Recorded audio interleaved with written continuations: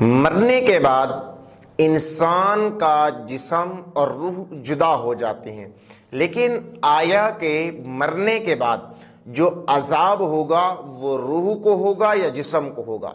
اب ہم آپ کو یہ بیان کریں گے، آپ نے اس کو بغور سننا ہے۔ پہلی بات یہ ہے کہ ایک چیز ہوتی ہے کثیف اور ایک چیز ہوتی ہے لطیف۔ آپ کو معلوم ہونا چاہیے جو کثیف ہوتی ہے اس سے بندہ آر پار نہیں دیکھ سکتا۔ فار ایگزامپل یہ جو دیوار ہوتی ہے یہ ایک کثیف چیز ہے، بندہ ادھر ادھر نہیں دیکھ سکتا اور ہاتھ بھی آگے پیچھے نہیں کر سکتا۔ ایک ہوتی ہے لطیف چیز۔ لطیف کا مطلب ہوتا ہے کہ بندہ اس کے آر پار بھی دیکھ رہا ہوتا ہے اور اس کے اندر اگر ہاتھ ڈالے تو ہاتھ آگے چلا جاتا ہے۔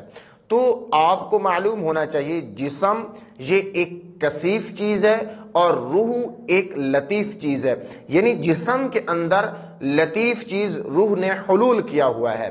بہرحال جب بندہ فوت ہو جاتا ہے، اب اگر اس پر عذاب نے آنا ہے تو عذاب کا طریقہ کار کچھ اس طرح ہوگا کہ اللہ رب العزت جسم کے جس بھی حصہ وہاں پہ موجود ہوگا اس کے اندر اللہ تعالیٰ روح کو ڈالیں گے، اور عذاب جو نازل ہوگا، جو عذاب ملے گا وہ جسم کو ملے گا لیکن روح اس کے تابع ہوگی، یعنی کہ روح اللہ تعالیٰ اس کے اندر ڈالے گا تو اللہ رب العزت اس کو عذاب دے گا، یعنی عذاب جو ہے وہ جسم پر نازل ہوگا لیکن روح اس کے تابع ہوگی۔ مثال کے طور پہ ریت کے جو ذرات ہیں یہ ایک ایسے ذرات ہیں جو جزء لا یتجزا ہیں، یا کہ تقسیم کو قبول نہیں کرتے، تو اس طریقے کا جسم ہوگا اور روح کا تعلق اسی جسم کے ساتھ ہوگا۔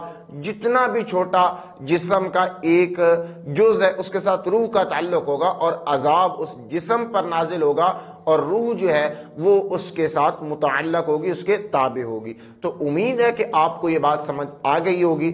اللہ رب العزت ہم سب کو عمل کی توفیق عطا فرمائے۔ السلام علیکم ورحمۃ اللہ وبرکاتہ۔